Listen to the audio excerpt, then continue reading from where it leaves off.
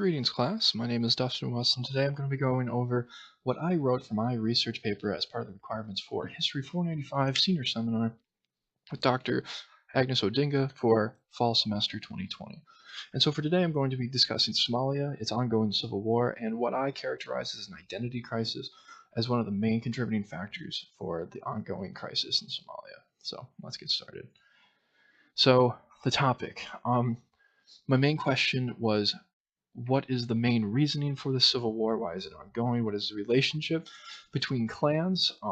How has its political status of Somalia changed over time? And also, how has um, the social history of Somalia changed based on outside factors such as colonization, international intervention such as the UN intervention in the early 1990s.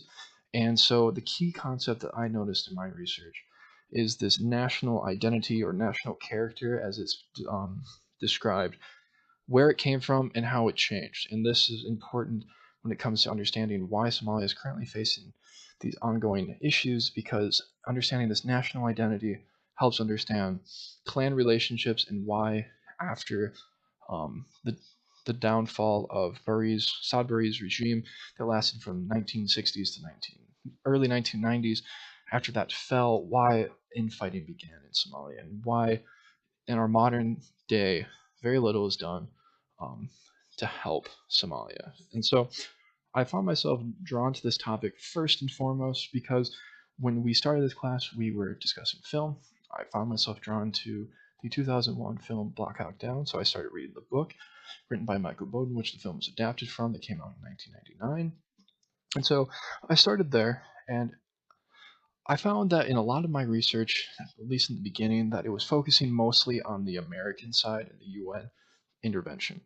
I wanted to know more about the Somali as a people, why this fighting was going on, as well as the relationship that caused this fighting. What are Somali clans? What is their relationship with each other, and how have they changed over time? And I really noticed that after my meetings with Dr. Odinga, that the conflicts in Somalia were about clan relationships, sure, but a lot of it's about the identity of the nation.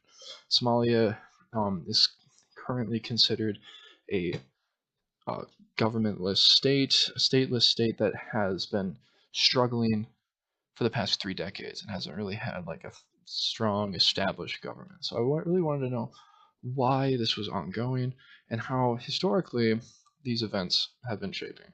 So to begin, there's two things that I found that were quite interesting in trying to understand Somalia. There's four perspectives of Somali historiographical evidence. A lot of the sources that I have found on Somalia, which I'll discuss in a little bit here, have really fit one of these four perspectives. You have the anthropological, Eurocentric, Marxist, and Afrocentric. I'll discuss at the end of this presentation some of the sources and kind of where they fit, because there's a few that are more recent that kind of fit in a few of them, but most of them fit almost perfectly in one of these perspectives. And each one of these has a little bit different story to tell about Somalia, which I will get into as well. One of the crucial parts of the Afrocentric perspective of Somalia that I felt like I needed to include it on this slide was the two worlds that Somalia is in, and this comes from Ludwin Kabajan, who is a historian that I will discuss later on in this presentation, who described Somalia in two worlds, and that is the African world and the Islamic world. Two worlds that Somalia doesn't fit in either of them perfectly, which also helps describe this identity crisis that they have. So I broke down the four perspectives just a little bit to discuss kind of the work that has been done in the field for Somalia that fit these perspectives. So we have, of course, the anthropological perspective, which in a lot of my research is probably one of the more prevalent perspectives. I mentioned I. M. Lewis here. I. M. Lewis, I have two books that I use in particular, The Peoples of the Horn of Africa and A Modern History of Somalia. Both were written by I. M. Lewis, who's one of the experts in this particular field. And Lewis does a great job at dissecting the origin of the Somali people, their clan relationships, and their internal relationships. As well, there's also Raphael Njoku, who, while I would describe more as an Afrocentric historian for the Somali people, does discuss a lot of their anthropological um, perspective. And there's an example that I have in a couple of slides here that will show that. The Eurocentric model, of course, we discussed heavily in class at the beginning. That is the perspective that I would describe as Somalia in relation to European powers. So Somalia was colonized by 3 European powers: France, Britain, and Italy, and this lasted until 1960, where Somalia was used mostly as a way station between India and the rest of Asia, with Europe and also parts of Africa as well.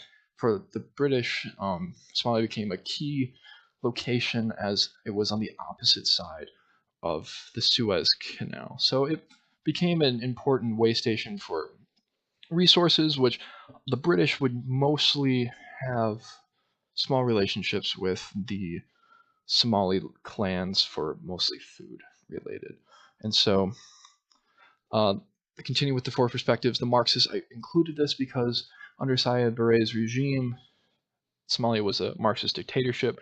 While it may have started as a parliamentary republic similar to the British model, it was quickly changed into a dictatorship led by Barre until the early 1990s.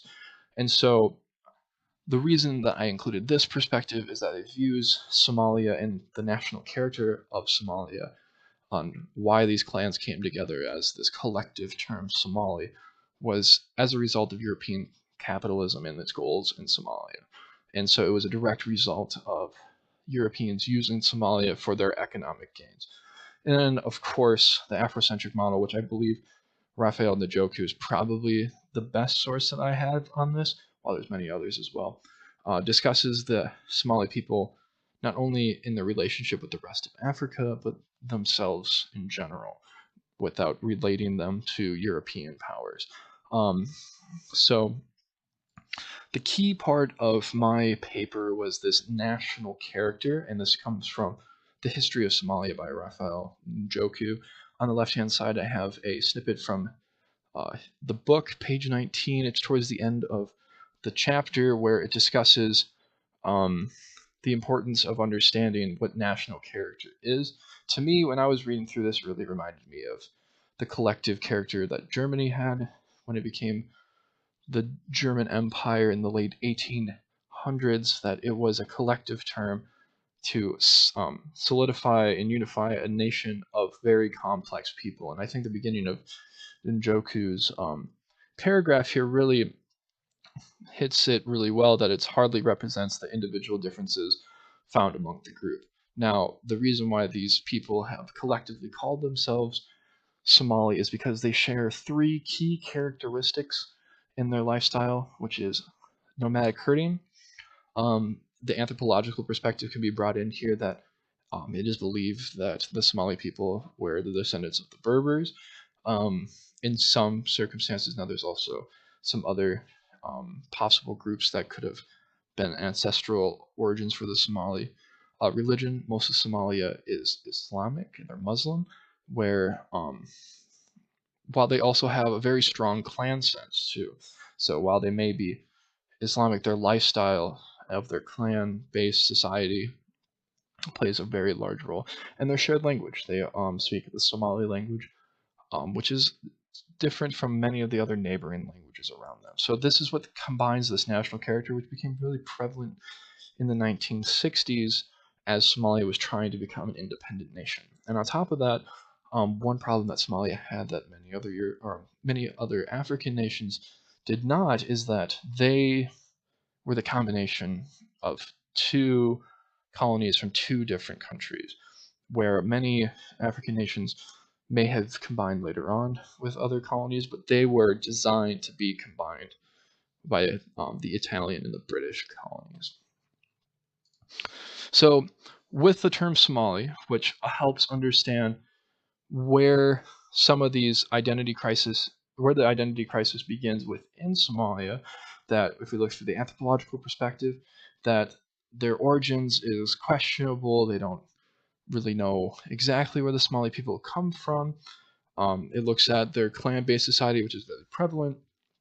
And if you use that perspective, it also includes what makes Somali, and those are those three characteristics.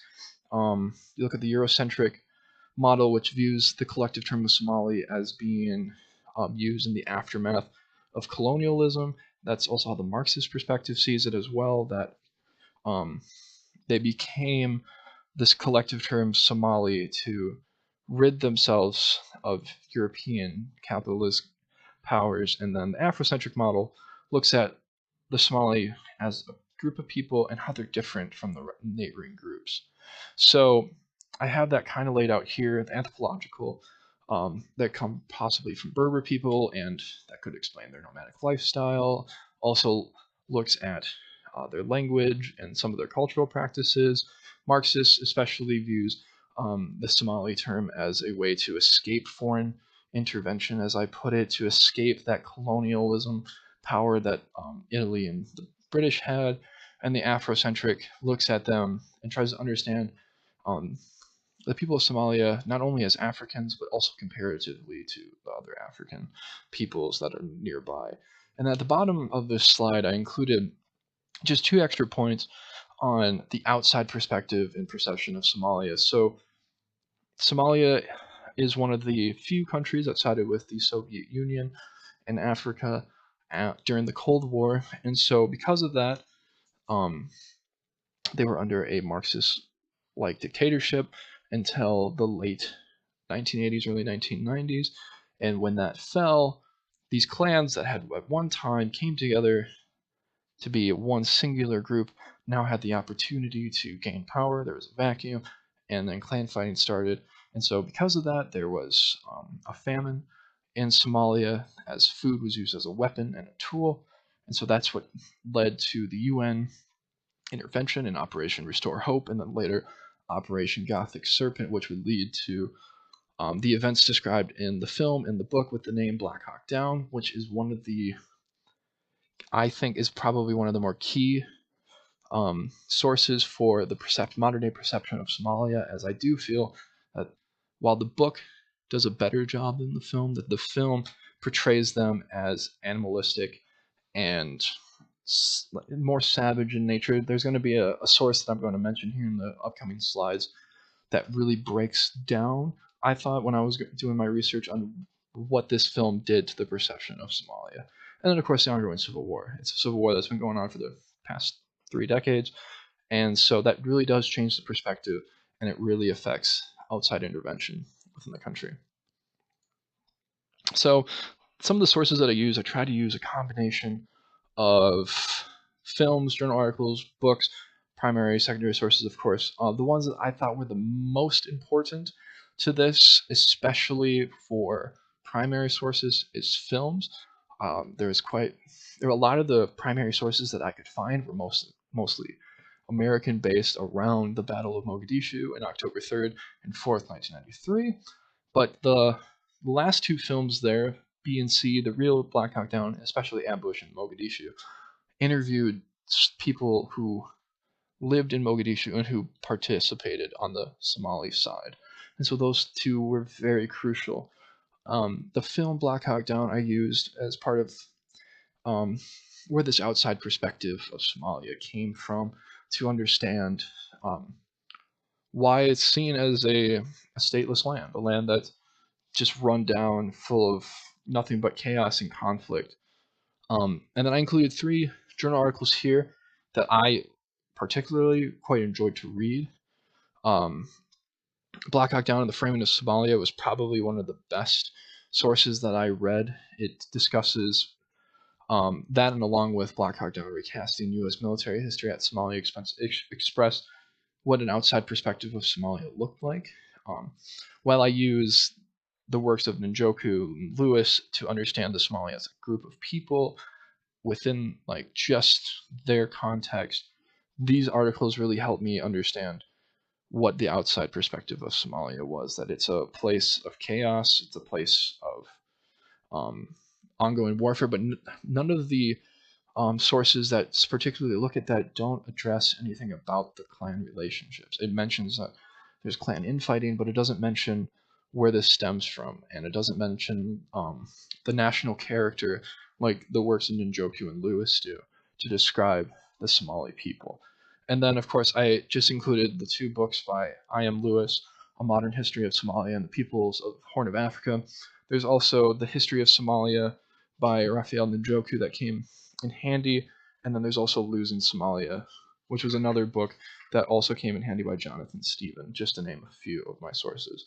And to highlight some of key sources really quickly, there's In the Company of Heroes by Michael J. Durant, also written with Stephen Hartov. And so Durant was a member of the U.S. Military force in Mogadishu, where in particular, he describes the relationship that he had with two caretakers. And these caretakers looked after Durant, as Durant was the only American soldier to be captured after the failed raid in October 3rd, 1993, where he was held for 11 days. And in his book, he describes the relationship that he had with his two caretakers, that they were, while may have been ordered to care for him, he describes it as they did it with a level of care and compassion of that they were no longer enemies but people. And so I thought that this was very interesting because this is also mentioned in Bowden's book, Black Hawk Down, because in the beginning of Durant's book, and as well as in his own book, Bowden describes that he met with one caretaker who's known as Furby, as his nickname, and that they also, the two caretakers, sent Durant letters afterwards expressing not only their personal wishes for his future, but also wishes for his health to get better. And this character, or this person, is described as a character within the film Black Hawk Down, but it's completely different than how it's described in both Durant and Bowden's books.